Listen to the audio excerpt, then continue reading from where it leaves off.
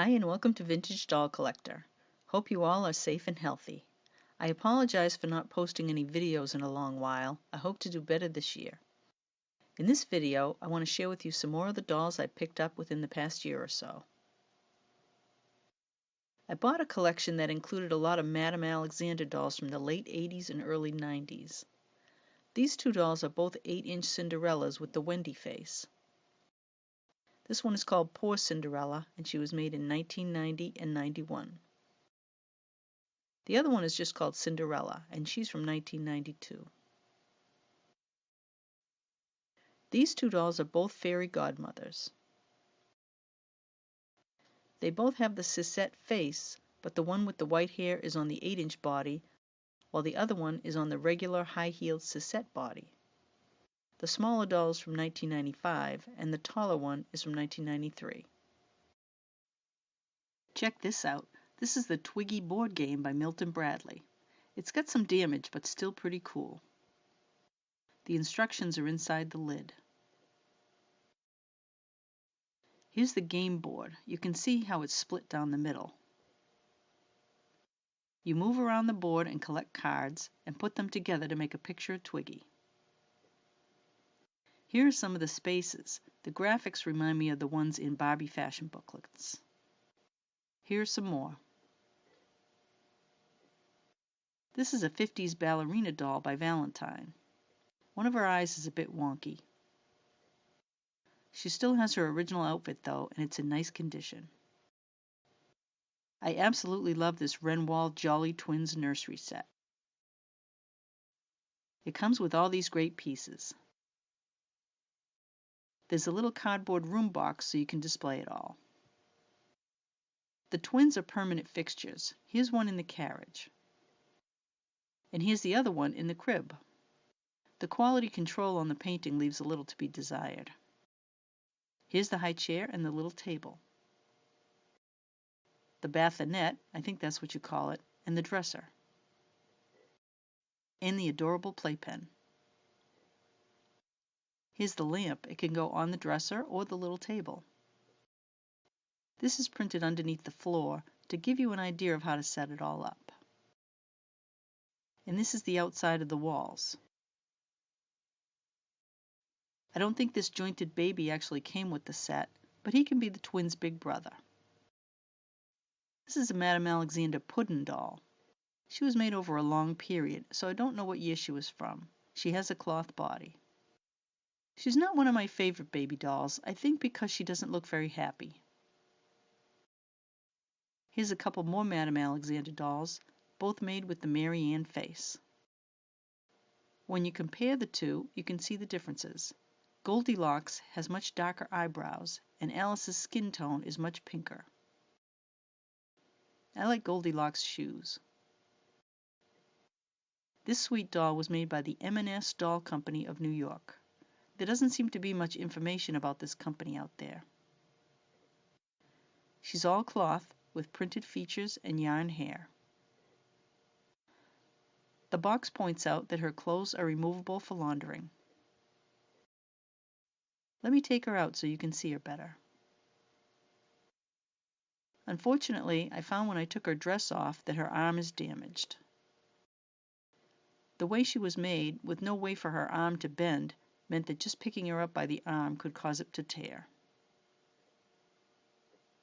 Here's the back of the box. It mentions some of the company's other dolls and stuffed animals.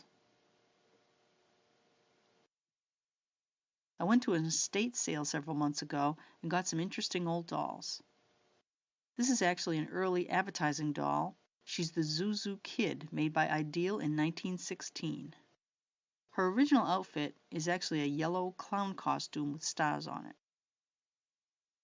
She isn't marked, but a lot of Ideal dolls of that period had these composition boots.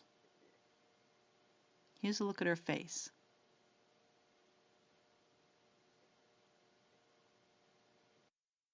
Now this doll is a total mystery.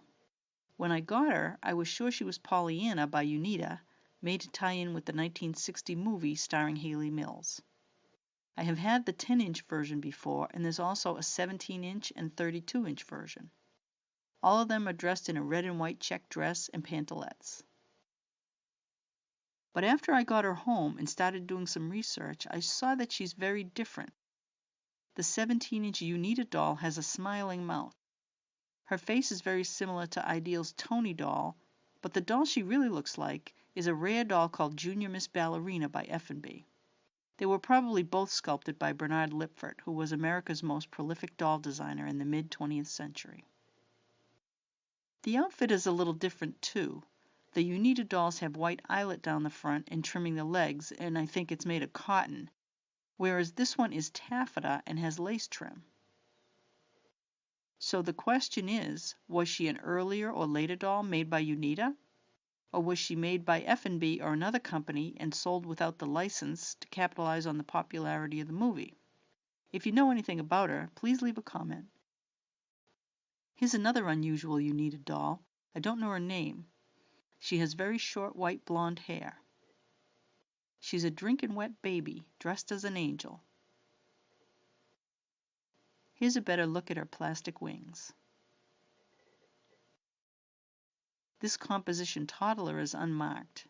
He has brown tin sleep eyes. I found out from another collector on Facebook that his name is Sweetums, and he was also made by Uneeda. What's unusual about Sweetums is that he has an oilcloth body, and he was apparently a drinking wet doll. There probably was a rubber tube coming from his mouth, which has since disintegrated. This cute little redhead is Lil Susan by Eegee. She was a competitor to the Littlest Angel doll made by R&B and Vogue. She's a walker and her knees bend, but her head doesn't turn. I don't think the dress is original, but it does fit.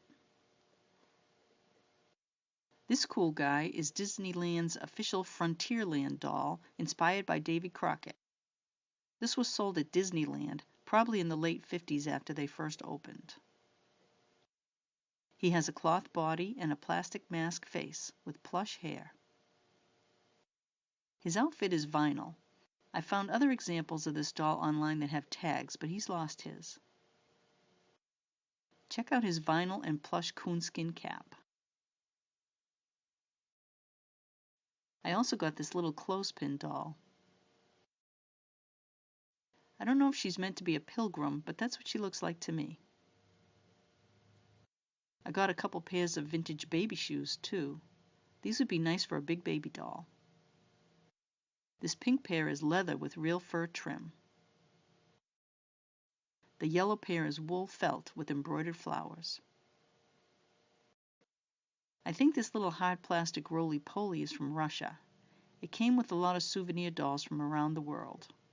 He jingles and his little googly eyes move around.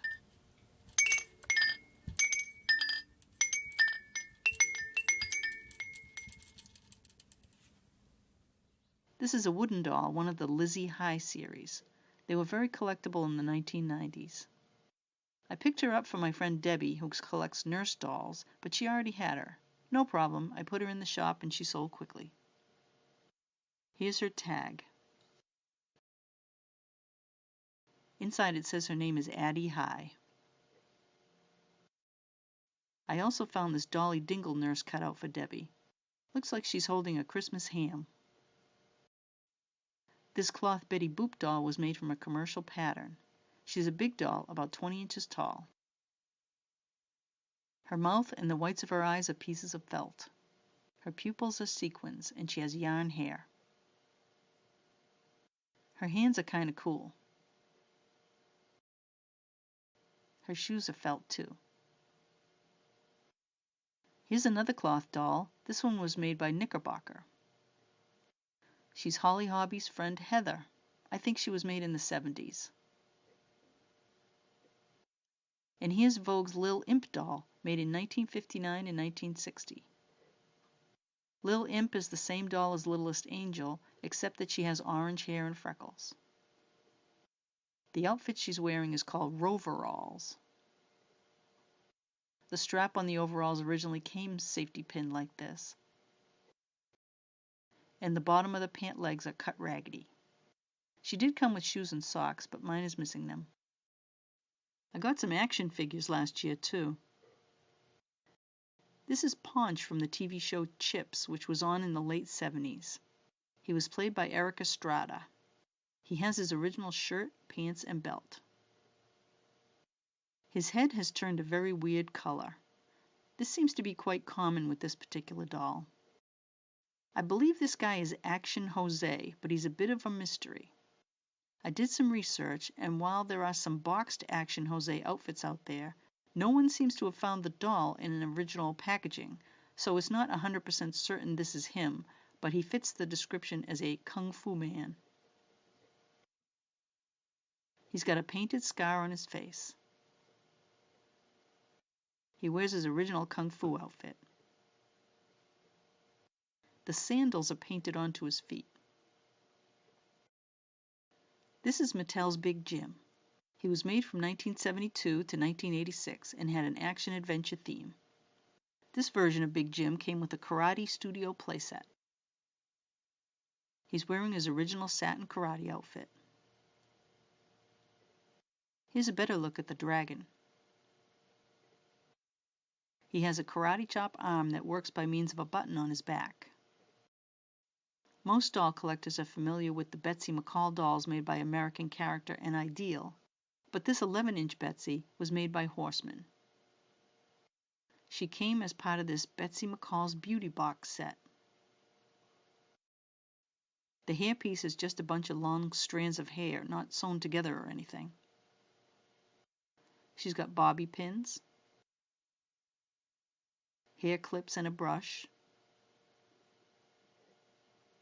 and some makeup and sponges too. The back of the box shows what you can do with the set.